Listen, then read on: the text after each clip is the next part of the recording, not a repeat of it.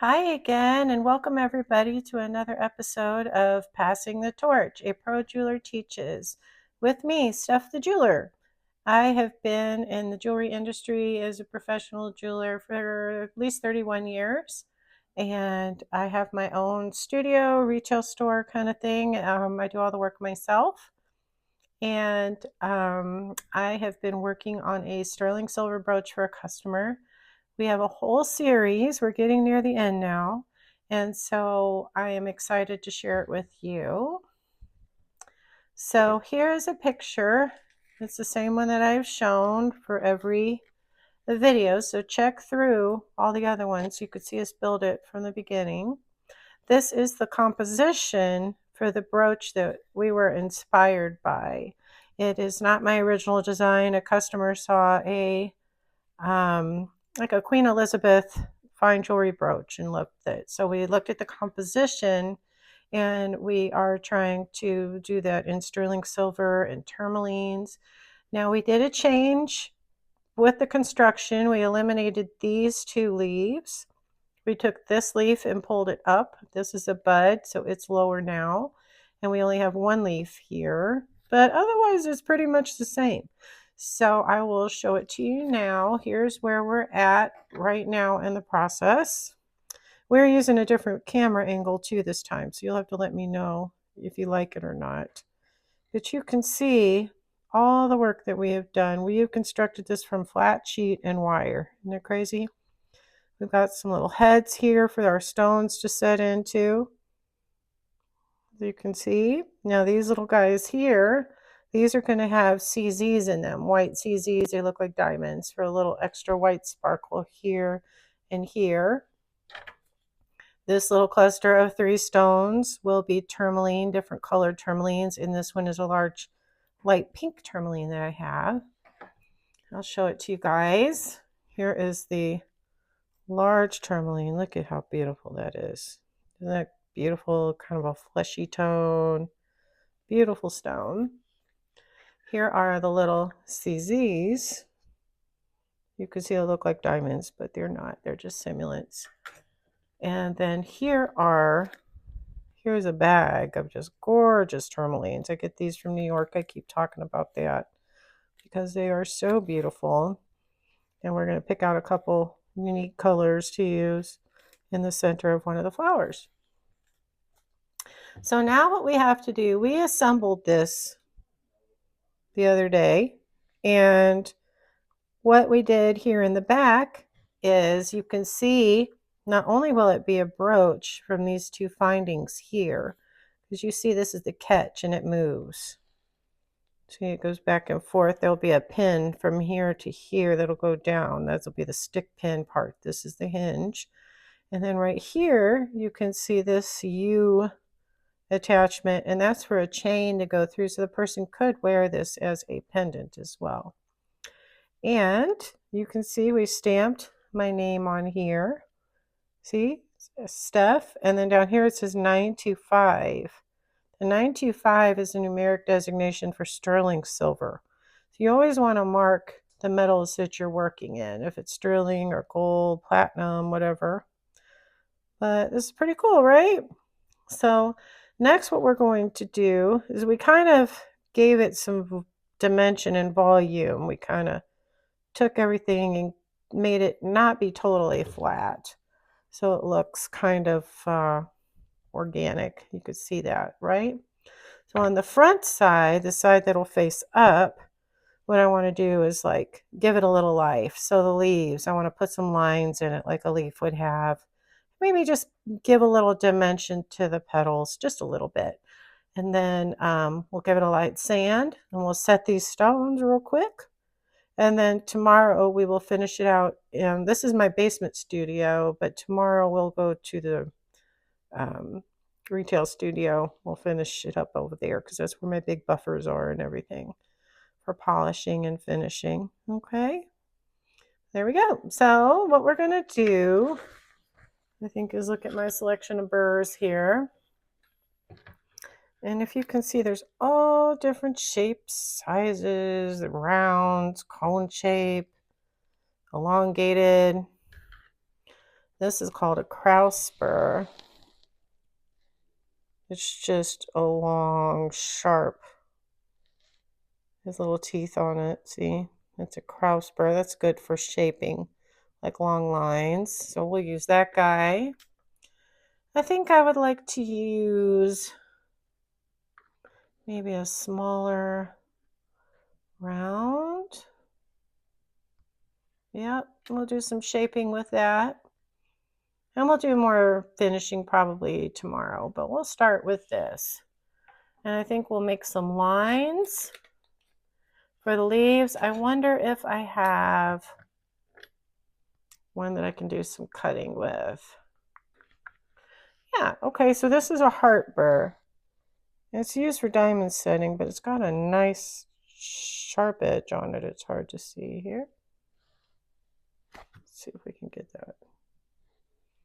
A nice sharp edge. Excuse my ratty looking hands. And that would actually be a nice way to carve in some lines for the leaves, like the veins of the leaves, you know. So, gotta find my chuck, which is the key for this is my flex shaft. And it's similar to a Dremel tool. I have no idea. Here it is. Okay, so it's like a drill, but what it has is a pedal that you can't see under my bench. And see, I can go slow, go fast. You can control the speed. Whereas with the Dremel tool, which is great to start with for an inexpensive start for your studio, but you only go like slow or high or medium. Whereas this, you can, as you're working, change the speed. So that's kind of cool. I'm sorry if this is a little wonky here. All right, so I think the first thing that we need to do is basically draw. I think what we're going to do is draw some lines on our leaves here to make it look like we've got some veins going through. Can we see that? Here, I'm going to move this over like that. Look, we got some veins going up and down here. Well, I'm cutting into the metal, and I am drawing as I cut. The line that I cut is actually what I'm drawing with it. If you have a steady hand, you don't want to cut your finger. You see what I'm doing? Oh, it's up too far maybe. Here we go. I'm just doing a light little line.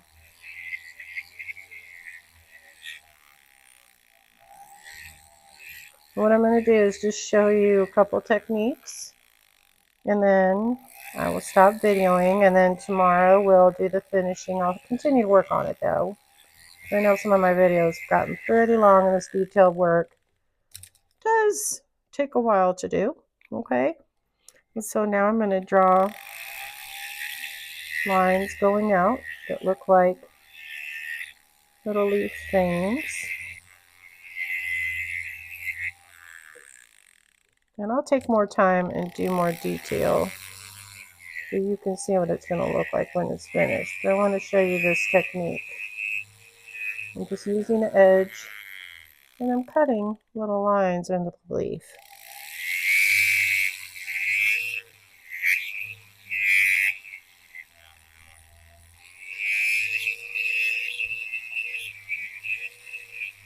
Almost like painting on metal or drawing on metal. Do you see that? So when it's finished, when it's polished, it'll have a little leaf detail in there, okay? And we're going to do some sculpting on the petals too. And then down here is a little detail of a, I'll hold it this way, you could kind of see there's a little bit of a bud. It'll look like a rosebud. So I'm going to do some detail on these leaves. I'll show you a little bit how, this is going to be a shorter video because this is going to be painstaking and take a long time. So I just want to show you the technique. It's not to bore you too much here of all our detail work. So what I'm going to do is take this round You see it's a round burr that'll cut. And I'm going to kind of, oops, I'm going to make some grooves like a petal would have. Oops, I burnt my finger on it. There we go. And I'm holding it kind of like you would a pencil.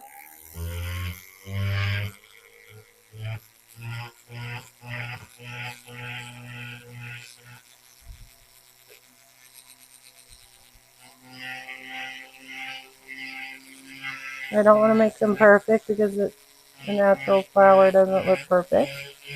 It's from nature. Do you see how I have some thickness there? Okay, do you see that? And what I'm going to do is sculpt it and make it look round and wavy. And it's going to come down off this edge.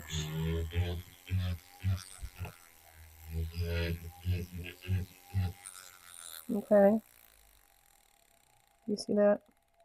And then when I sculpt it, I think what I'll do is once I do these original marks, I'm going to change out my tip here for the Kraus burr that you can see here, kind of long.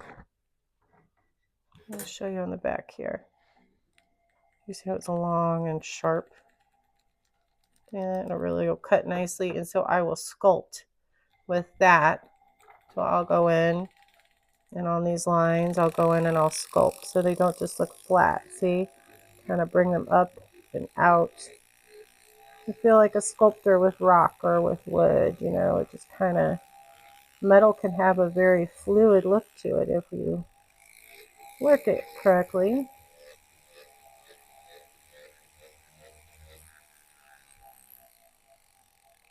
See how I'm kind of smoothing out that edge? It's going to have kind of a ripply effect. Okay, you're seeing it in the rough right now, but that's what I'm doing. And then I could go back in and, you know, go in and make these details crisp and sharp and, you know, but still have a very organic feel about them. Okay, so I'll go in and do that.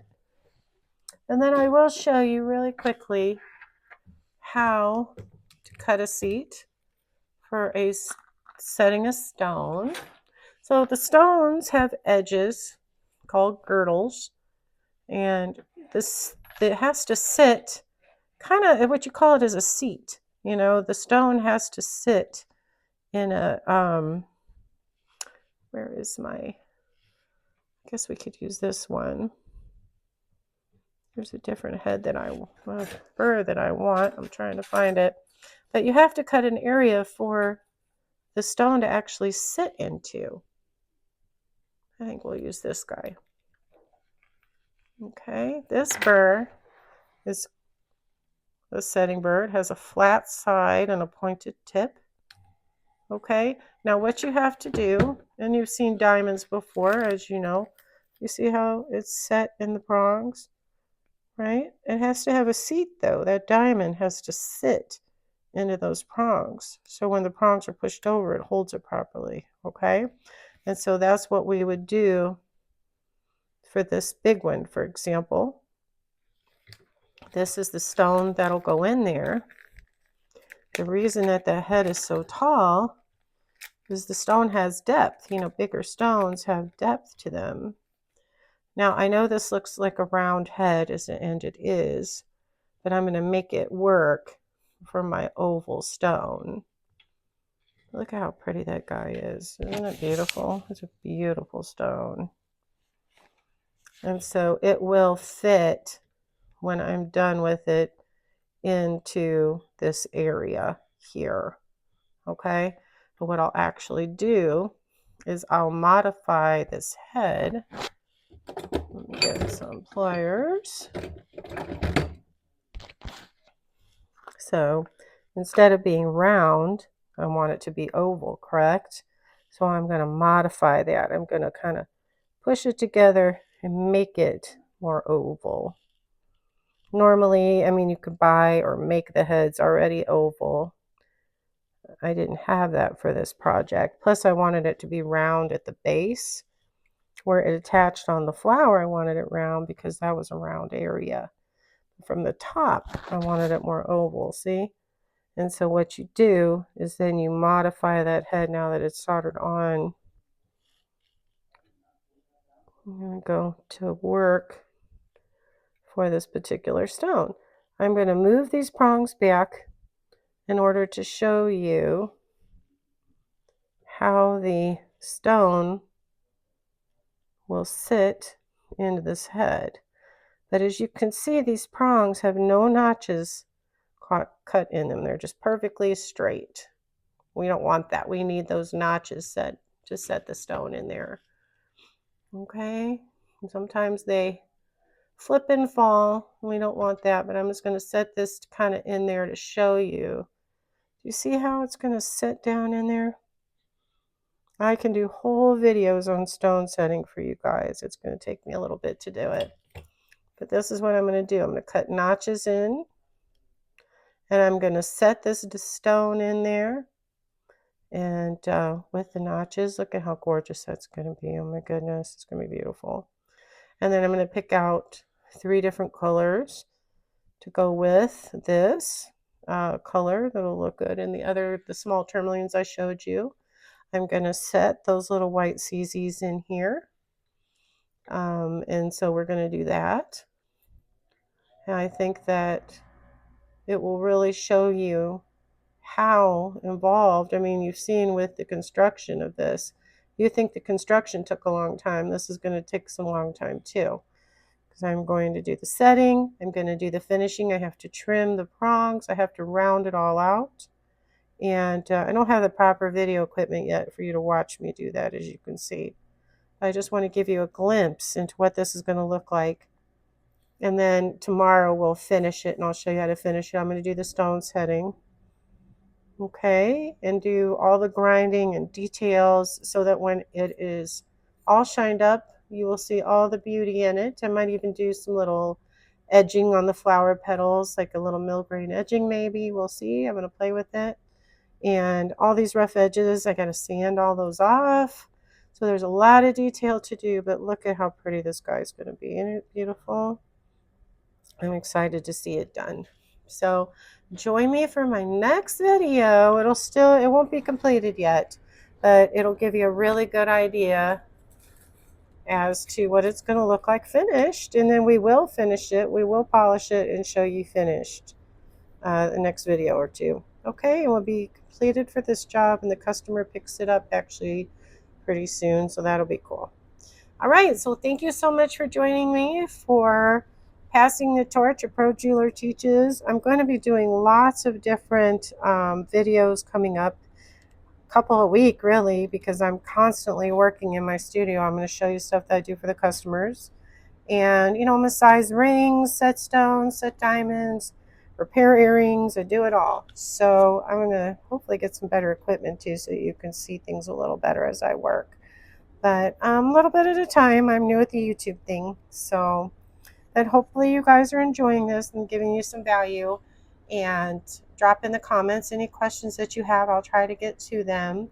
But I do want to do a series of videos, maybe some courses. Because why not? You know, why shouldn't you guys have an awesome job in the jewelry industry just like I have for 30 years? It's a lot of fun. So, and then work on things like this. Work on diamonds. Work on gemstones, you know. Do all sorts of fun, cool things. So, all right. Well, you guys have fun. Take care and catch me again on A Pro Jeweler Teaches. This is Stuff the Jeweler signing off. Take care.